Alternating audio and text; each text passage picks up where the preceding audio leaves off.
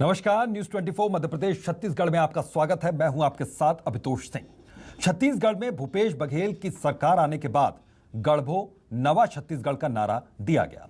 2.5 साल का कार्यकाल हो गया पूरा। इसमें भूपेश बघेल की सरकार ने किसानों से लेकर आम लोगों और सुदूर अंचल में बसे आदिवासियों के लिए कई योजनाएं लागू की। वहीं स्वास्थ्य के क्षेत्र में भी छत्तीसगढ़ में कई नवाचार किए गए। प्रदेश में निःशुल्क उपचार की देश में सबसे बड़ी योजना डॉक्टर खूबचंद बघेल स्वास्थ्य सहायता योजना की भी शुरुआत की गई। इसमें 5 लाख रुपए तक के इलाज की सुविधा की व्यवस्था। वहीं पर मुख्यमंत्री विशेष स्वास्थ्य सहायता योजना के तहत 20 लाख तक की स्वास्थ्य सहायता देने का भी प्रावधान किया गया। महिलाओं और बच्चों से लेकर आदिवासी अंचलों के लोगों की बात हो या फिर मलेरिया और फलेरिया उन्मूलन की बात हो, सरकार की तरफ से ऐसी तमाम योजनाएं चलाई जा रही। वहीं कोरोना काल में भी स्वास्थ्य सुविधाओं के विस्तार और कुशल रणनीति से संक्रमण को भी नियंत्रण में किया गया। इन तमाम उपायों के जरिए सरकार का मकसद स्वस्थ छत्तीसगढ़ गढ़ने का है। तो स्वास्थ्य के क्षेत्र में 2.5 साल में राज्य सरकार ने बहुत काम किया। आखिर कैसे गढ़बो स्वस्थ छत्तीसगढ़ की परिकल्पना के बाद सरकार बढ़ रही है, बताने के लिए हमारे साथ खुद मौजूद है छत्तीसगढ़ के स्वास्थ्य मंत्री टी.एस. सिंहदेव जी। सर, बहुत बहुत स्वागत है आपका।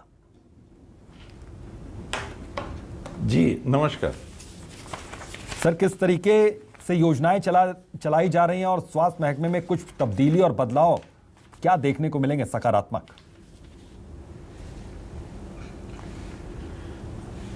इसमें बुनियादी सुविधाएं, बुनियादी आवश्यकताओं को मजबूत करना जी, और जिन सेवाओं की या सेवा करने वाले डॉक्टर्स की, स्टाफ की कमी थी उसको पूरा करना जी, उपकरणों को उपलब्ध कराना और साथ ही साथ जेब से नागरिकों का पैसा कैसे कम से कम खर्च हो सके, इस दिशा में चिंता करके विशेष पैकेज बनाना। जी, जो आयुष्मान योजना थी उसको हमने डॉक्टर खूबचंद बघेल योजना में समाहित कर दिया।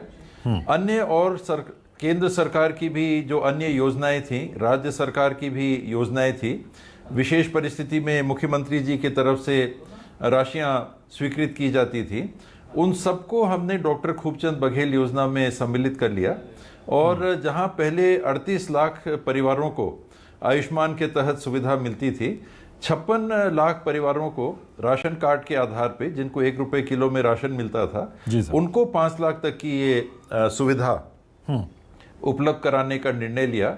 साथ ही 14 बड़ी बीमारियों का, किडनी की हो बीमारी, लिवर ट्रांसप्लांट इत्यादि हो, कान के उपकरण लगाने की बात हो या हार्ट सर्जरी वगैरह हो जिसमें खर्चे 5 लाख से भी ज्यादा लगते हैं, उसमें भी 20 लाख रुपए तक 14 बीमारियों के लिए सरकार की तरफ से योजना लागू है।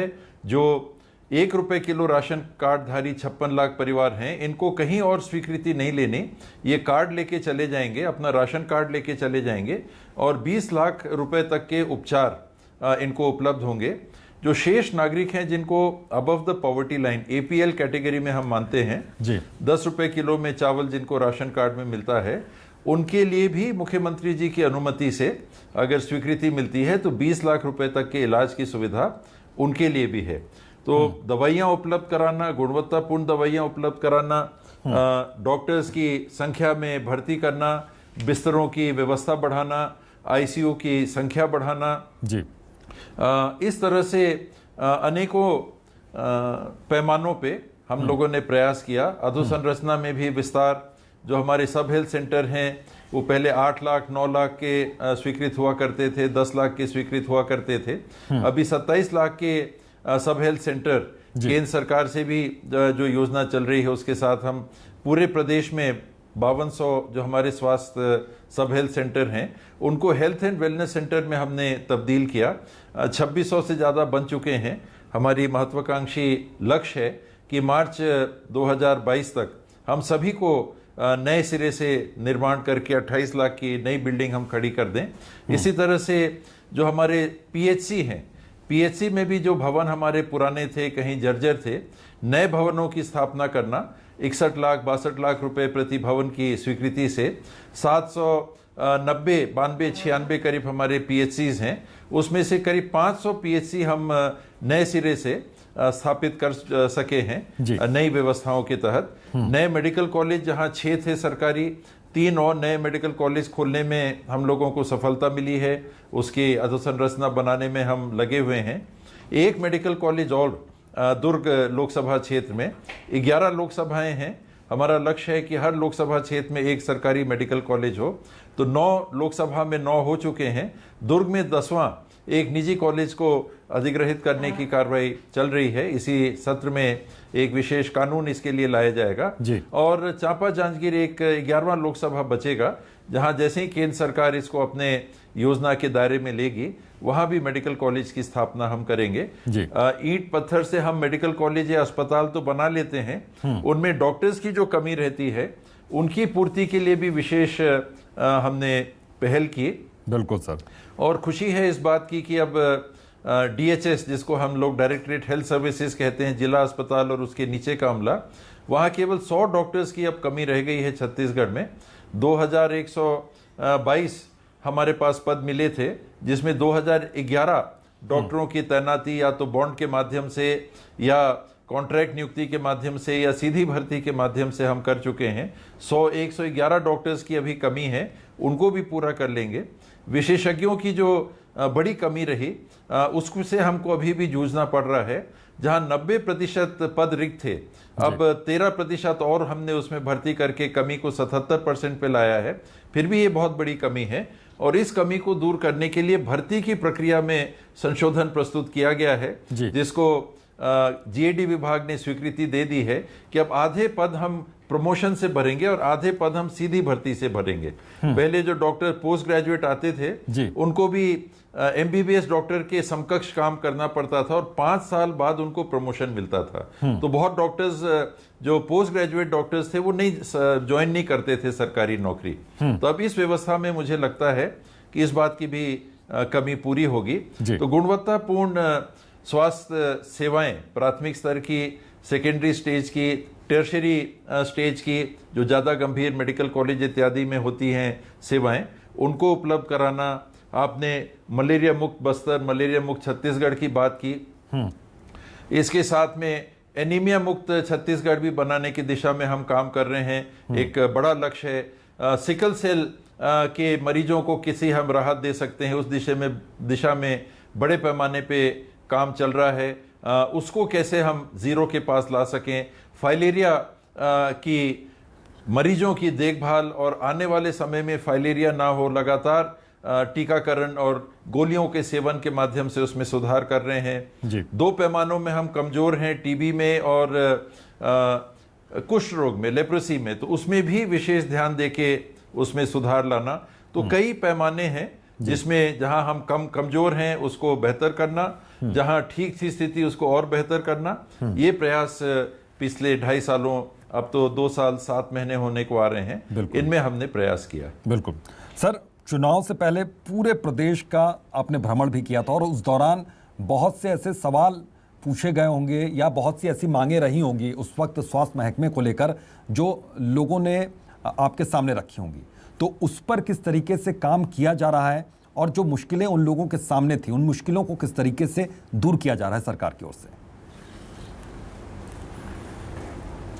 सच्चाई तो ये है कि स्वास्थ्य के क्षेत्र के संबंध में लोगों ने चुनाव के पहले बहुत सारी बातें कही नहीं थी, लेकिन ये हम लोगों का लक्ष्य था, जिसको यूनिवर्सल हेल्थ केयर के नाम से, यूनिवर्सल हेल्थ कवरेज के नाम से हम लोगों ने एक लक्ष्य लेके रखा है। राहुल गांधी जी ने भी उस कार्यक्रम के शुरुआत चुनाव के पहले हमारे घोषणा पत्र के माध्यम से लॉन्च किया था रायपुर में। और वही यूनिवर्सल हेल्थ केयर, अर्थात जेब से नागरिकों को टैक्स के पैसे देने के बाद खर्चा ना करना पड़े, कम से कम करना पड़े, ये कैसे हम सुनिश्चित कर सकते हैं।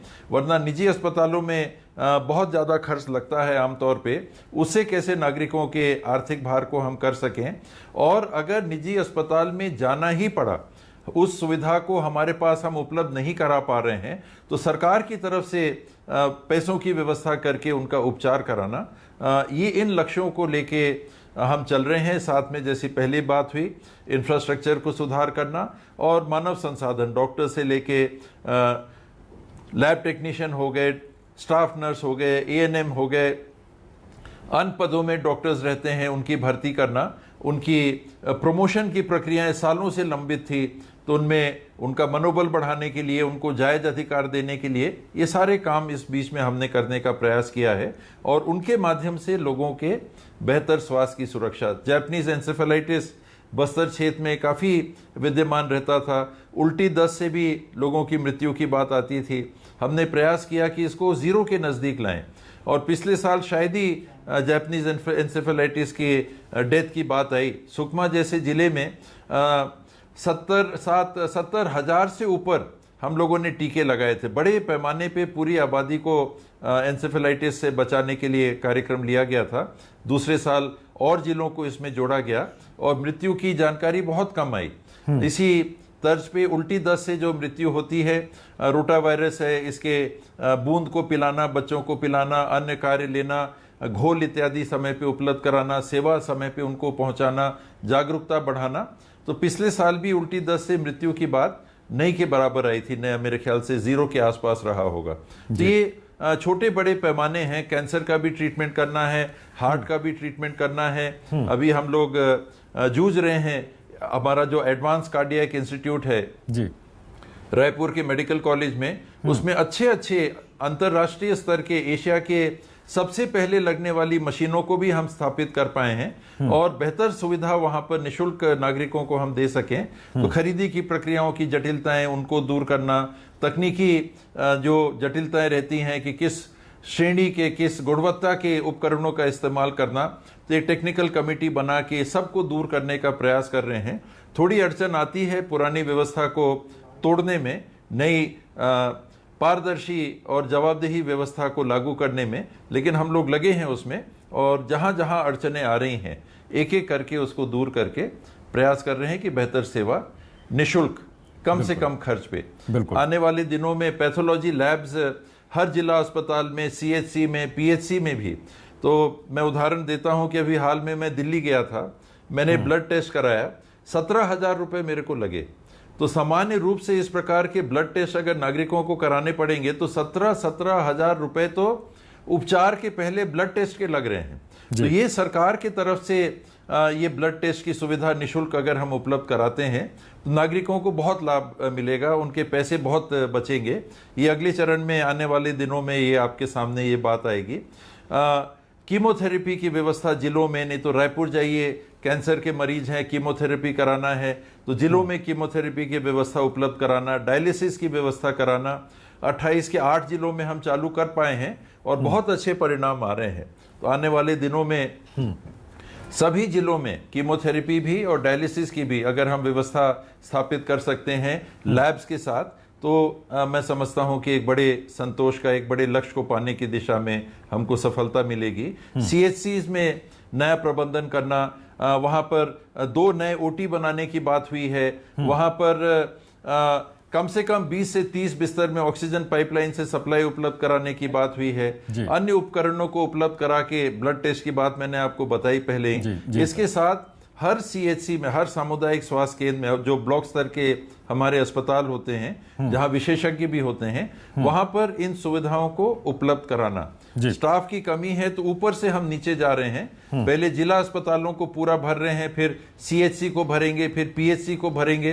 अभी मैंने आपको बताया कि केवल 111 डॉक्टरों की हमारे पास कमी रह गई है, यानी हर PHC तक हम डॉक्टर को तैनात कर सकें, एक MBBS डॉक्टर को तैनात कर सके, वरना 3 साल के कोर्स के डॉक्टर थे। ये प्रयास हम लोग का चल रहा है और मुझे लगता है कि आने वाले कुछ दिनों में, 1-2 साल के अंदर बड़ी सफलता इसमें भी मिल जाएगी। बिल्कुल। स्टाफ नर्सेज की भर्ती हो रही है, नर्सेज की भर्ती हो रही है, मेडिकल कॉलेजों में भी, जिला अस्पतालों में भी। तो मानव सेवा है, सेवा कार्य के लिए मानव संसाधन चाहिए। तो जहां उपकरण और दवाई भी, वहां मानव संसाधन को भी बढ़ाने का प्रयास चल रहा है, उनकी ट्रेनिंग की भी व्यवस्था चल रही है। बिल्कुल बिल्कुल सर, जैसे ही सरकार आई और उसके कुछ महीने के भीतर एक बड़ी चुनौती आपके सामने आई कोरोना के रूप में, इस चुनौती से किस तरीके से पार पाया गया, क्योंकि हर रोज की ये चुनौती थी और अभी भी ये दूर नहीं हुई है मुश्किल, तो इसके लिए किस तरीके से तैयारियां की गई थी पहले और आगे क्या भविष्य को देखते हुए, तीसरी लहर को देखते हुए किस तरह की तैयारियां अभी की जा रही हैं? ये कुछ आंकड़े हैं जिसको राज्य सरकार ने भी प्रकाशित किया है, मैं आपके समक्ष भी रख देता हूं। जी सर। उदाहरण के लिए आपने कोरोना का बताया, हमारे पास आईसीयू बिस्तर 2018 में कितने थे? जी। सरकारी 279। आज 2021 में हमने इसको 729 तक पहुंचाया और अभी बजट में हमने अनुपूरक में मांग की है 1390 और आईसीयू बिस्तरों को सरकारी क्षेत्र में स्थापित करने के लिए। सबसे बड़ी कमी कोरोना के दूसरी लहर में जो मैंने महसूस की वो आईसीयू बिस्तरों की थी। हमारे पास ऑक्सीजन की कमी नहीं थी, अन्य बिस्तरों की कमी नहीं थी, दवाइयों की कमी नहीं थी। रेमडेसिविर कुछ दिन के लिए वो प्रचार और परिस्थिति एक अलग सी ही बन गई थी, उस बात को अगर छोड़ दें तो सबसे बड़ी कमी आईसीयू की थी और इसको हमको आने वाले दिनों के लिए भी चुनौती के लिए पूरा करना पड़ेगा। आप एचडीयू के बिस्तर देखिए, 2018 में बताते हैं कि 0 थे, मुझे तो आश्चर्य हो रहा है, अभी 515 हो गए हैं। ऑक्सीजन युक्त बिस्तर 1242 थे, अभी 7042 हो गए हैं। सामान्य बिस्तर 12001 थे, अभी 29667 हो गए हैं। वेंटिलेटर हमारे पास 204 थे, अभी 723 है। ये आंकड़े हैं, लेकिन ये बताते हैं कि हमारी मंशा क्या है और सफलता पाने में कहां तक हम पहुंचे हैं। ये मंजिल को उसकी ओर हम बढ़े हैं, अभी और बहुत कुछ करना बाकी है। तो इन लक्ष्यों को लेकर हम आगे चल रहे हैं और मुझे विश्वास है कि और बेहतर स्वास्थ्य की सुविधाएं हम लोग उपलब्ध करा पाएंगे अपने नए छत्तीसगढ़ में। बिल्कुल बिल्कुल सर। सबसे बड़ी जो चुनौती सर आपके सामने आप क्या मानकर चलें कि ग्रामीण क्षेत्रों में ज़्यादा है, क्योंकि उनको जागरूक भी करना है, उनको समझाना भी है, क्योंकि जो योजनाएं आप ला रहे हैं वो योजनाएं किस तरीके से उसका लाभ ले पाएं, ये भी एक चुनौती हो जाती है सरकार के सामने। इसमें कई बार कंफ्यूजन होता है, इसमें असमंजस की स्थिति होती है या लोगों में जानकारी के अभाव के कारण कई प्रकार के प्रश्न उठते हैं। बिल्कुल। मेरे से भी लोग पूछते थे पहले भी और अभी भी पूछते हैं कि बाबा हमारे उप स्वास्थ्य केंद्र में डॉक्टर को पदस्थ कर दीजिए, एक एमबीबीएस डॉक्टर हमारे यहाँ आ जाता तो कितना अच्छा होता। हाँ। अब एमबीबीएस डॉक्टर के पोस्टिंग का उप स्वास्थ्य केंद्र में प्रावधान ही नहीं है पूरे देश में। जो आईपीएचएस की स्टैंडर्ड्स बने हैं, इंडियन पब्लिक हेल्थ की जो सेवाओं के लिए मापदंड बने हैं, उसमें एमबीबीएस के डॉक्टर की तैनाती ये पीएचसी लेवल पे होती है। तो पीएचसी कितना हो गया? 20 से 30 हजार की आबादी को सर्विस देने वाला। तो ये ग्रामीण ही क्षेत्र एक तरह से कहलाना चाहिए कि 20 से 30 हजार की आबादी हर गांव में मेडिकल डॉक्टर हो सके, ये संभव नहीं लगता और ना ऐसी व्यवस्था भारतीय स्वास्थ्य सेवाओं के परिकल्पना में आज के दिन है। पहला एमबीबीएस डॉक्टर कहाँ आएगा? पीएचसी के स्तर पे, और हर पीएचसी में एक डॉक्टर हो। मैंने आपको पहले अभी बताया था कि हमारा टारगेट है कि आने वाले दिनों में हर पीएचसी में 3 वर्षीय पाठ्यक्रम के एक डॉक्टर तो हैं ही, पर एक एमबीबीएस डॉक्टर भी वहां तैनात रहेंगे। ये व्यवस्था हम लोग सुनिश्चित कर देंगे। तो ग्रामीण स्तर पे उस तरह की सेवा, लेकिन वहां मान लीजिए कि अगर ब्रेन सर्जरी करना है तो ग्रामीण स्तर पे ब्रेन सर्जरी की व्यवस्था नहीं की जा सकती। ये हमको समझना पड़ेगा कि गांव में सेवा उपलब्ध करा दें तो हर गांव में मेडिकल कॉलेज खुल सकता है क्या? नहीं खुल सकता। हम अभी कहां सोच रहे हैं, हम तो एक लोकसभा क्षेत्र में एक मेडिकल कॉलेज की बात सुन रहे हैं, सोच रहे हैं, जिले में भी नहीं, विकास खंड में भी नहीं। तो गांव में वो सुविधा हो सके ये संभव नहीं है। तो जो संभव है उसको बेहतर से बेहतर करना, और जो गंभीर व्यक्ति हैं उनको उपचार के उन केंद्रों में सुविधाजनक तरीके से पहुंचाना। 102 की गाड़ी है ये डिलीवरी इत्यादि के लिए, 108 की गाड़ी है एक्सीडेंट और अन्य बीमारियों के लिए पेशेंट्स को पहुंचाने के लिए। तो जहां ग्रामीण क्षेत्र में आप हैं और कोई ऐसी बीमारी से ग्रसित हो गए जिसमें उच्च स्तर के इलाज की आवश्यकता है, तो उनको पहुंचाने के लिए भी 102 108 की गाड़ियां बतौर एम्बुलेंस जिनको हम देखते हैं उनकी व्यवस्था करना। तो ये क्लियर हमारे सोच में होना चाहिए कि हमको डॉक्टर कहाँ मिलेंगे। हमको एमबीबीएस डॉक्टर मिलेगा 20 से 30 हजार आबादी, आदिवासी अंचलों में दूर दराज जहां फैली हुई आबादी है वहां 20,000, अन्य सामान्य क्षेत्र में 30,000। हमको सीएचसी कहाँ मिलेगा? 80,000 से 1,20,000 की आबादी के पीछे हमको स्पेशलिस्ट डॉक्टर मिल जाएंगे। वहां पर जिसको हम हर ब्लॉक लेवल पे या सामुदायिक स्वास्थ्य केंद्र कहते हैं, वहां पर हमको डॉक्टर मिल जाएंगे और वहां ओटी भी हो, अन्य सुविधाएं हो जो मैंने पहले बताया, उसकी व्यवस्था हम लोग करने जा रहे हैं। तो ये ऊपर से लेके नीचे एक इसको कहते हैं पिरामिड के रूप में हम मानते हैं। तो जो शीर्ष हमारे पिरामिड का है स्वास्थ्य सेवाओं का, ये मेडिकल कॉलेज होता है, सुपर स्पेशलिटी। ये करीब 7 से 8% आबादी आंकी जाती है जिनको सुपर स्पेशलिटी के अस्पतालों में उपचार की आवश्यकता पड़ती है। फिर करीब आप समझें कि 22-23% आबादी होती है जिनको द्वितीय श्रेणी के स्वास्थ्य की सेवाओं की आवश्यकता पड़ती है। ये जिला अस्पताल स्तर तक में, प्राथमिक ये CHC लेवल तक में जहां विशेषज्ञ होते हैं वहां इनका उपचार हो सकता है। 70% आबादी को वैसी गंभीर आवश्यकता बीमारी के इलाज की पड़ती ही नहीं है। इसीलिए 20 से 30 हजार की आबादी में जो PHC रहेंगे, एक MBBS के डॉक्टर रहते हैं, उनसे वो सुविधा उपलब्ध हो जाती है। और उप स्वास्थ्य केंद्र जो 2.5 से 3 हजार और सामान्य क्षेत्र में 5,000 तक की आबादी के बीच में एक उप स्वास्थ्य केंद्र है। पहले तो केवल वो डिलीवरी के लिए था, बच्चों की देखभाल के लिए, लेकिन उसके कार्य को धीरे धीरे विस्तार किया जा रहा है। तो उस श्रेणी की और उस प्रकार की सुविधाएं आपको उप स्वास्थ्य केंद्र में भी मिलेंगी। हमारी मितानिन बहनें हैं जो 250 आबादी के पीछे एक तैनात हैं छत्तीसगढ़ में। करीब ग्रामीण क्षेत्र में 70,000 मितानिनें हैं। तो वहाँ मलेरिया की गोली आपको चाहिए, बुखार की गोली आपको चाहिए, ब्लड प्रेशर आपको लेना है, मलेरिया है कि नहीं आपको टेस्ट कराना है, तो उनके पास किट है, वो वहीं के वहीं मलेरिया का भी आपको टेस्ट करके बता सकती है मितानिन हमारी बहन कि आपको मलेरिया है कि नहीं। तो इस प्रकार से बीमारियों का वर्गीकरण और वर्गीकरण के आधार पे व्यवस्था और सुविधा और डॉक्टरों की उपलब्धता, इसको पूरा करने के लिए हम लोग प्रयासरत हैं। जी सर, इस तरह की व्यवस्था की गई है क्योंकि ग्रामीण क्षेत्रों में स्वास्थ्य विभाग जो काम कर रहा है वो किसी छिपा नहीं, लेकिन ग्रामीण क्षेत्रों में बहुत से ऐसे लोग हैं जो डॉक्टर्स तक पहुंच नहीं पाते हैं। तो उनकी पहुंच के लिए जो मितानी बहनें जिनका आप जिक्र कर रहे हैं, तो वो किस तरह से काम करती हैं, घर घर जाकर किस तरीके से ग्रामीण क्षेत्रों में महिलाओं को खास तौर पर वो जागरूक करती हैं? इसमें उनसे संपर्क करना, गर्भवती हमारी बहुएं बेटियां गर्भवती अगर हुई तो उनको 3 से 4 बार गर्भावस्था में उनका जांच होता है और जांच में जो भी दवाइयां लेनी, जो उनको टॉनिक देना इत्यादि, उनकी सेवा वहां पर होती है। ये 250 आबादी के पीछे लगभग माना जाए कि एक मितानिन हमारी बहन रहती हैं। तो अन्य बीमारियों की भी पूछताछ वो करती रहती हैं और बीमारियों की स्थिति के हिसाब से वो सलाह भी देती हैं कि आप यहाँ चले जाओ, यहाँ चले जाओ। गाड़ी की आवश्यकता है तो गाड़ी की भी व्यवस्था। अब हमने ये भी व्यवस्था की है कि अगर किसी कारण से 102, 108 की गाड़ी अगर ना भी मिल रही हो तो आप निजी वहां पर किसी की गाड़ी हो उसको लेके आप आ जाइए, किराया अस्पताल से दे दिया जाएगा। तो अस्पताल तक पहुंचने की व्यवस्था यथासंभव करने का प्रयास किया जा रहा है। बहुत दूर दराज के गांव जहां ब्रिज नहीं बने हैं, पुलिया नहीं बनी है, वहां दिक्कत होती है, वहां नदी पार कराना पड़ता है, डोंगे से कभी कभी कराना पड़ता है। तो उन गांवों में थोड़ी सी कठिनाई अभी भी बनी हुई है अधोसंरचना के अभाव में।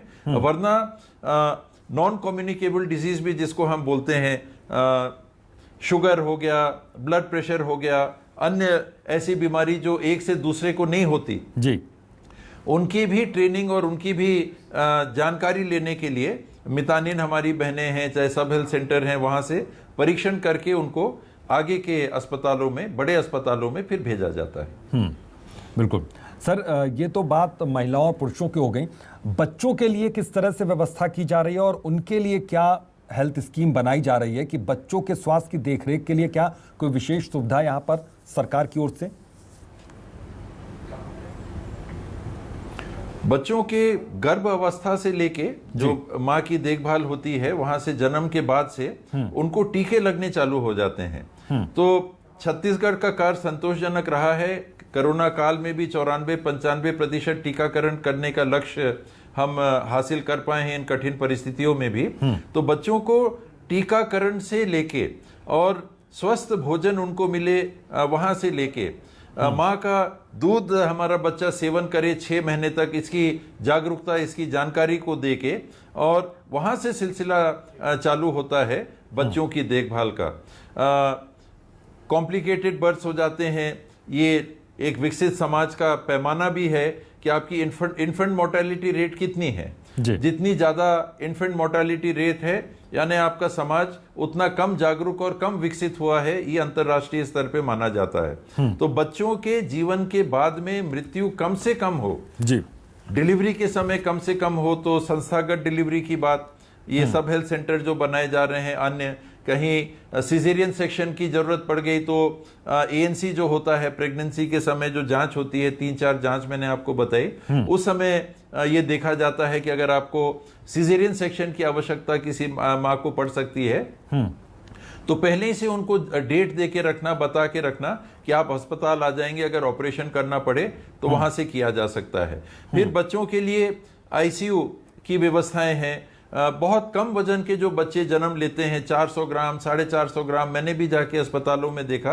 आश्चर्य होता है कि इतने ये पेंसिल के बराबर सोच लीजिए कि उनकी उंगलियां होंगी तो बहुत है, इतनी भी उनकी उंगलियां नहीं रहती, बहुत बारीक, बहुत छोटे बच्चे, बहुत कमजोर बच्चे। ऐसी अवस्था में भी जिन बच्चों का जन्म होता है तो उनको इन केंद्रों तक पहुंचाना, एमसीएच के नाम से ये अस्पताल बन रहे हैं, mother and child care hospital, ये हर जिले में और कस्बों में भी 50 बिस्तर के, 100 बिस्तर के बनाए जा रहे हैं। तो ऐसे गंभीर अवस्था में जन्म पाने वाले बच्चों के लिए नियोनेटल आईसीयू भी है, एनआईसीयू के नाम से जिसको बोलते हैं, जन्म के तुरंत बाद वाला। फिर 1 साल तक के बच्चों के उपचार के लिए वो अलग एसएनसीयू है, वहां उनके लिए अलग व्यवस्था है।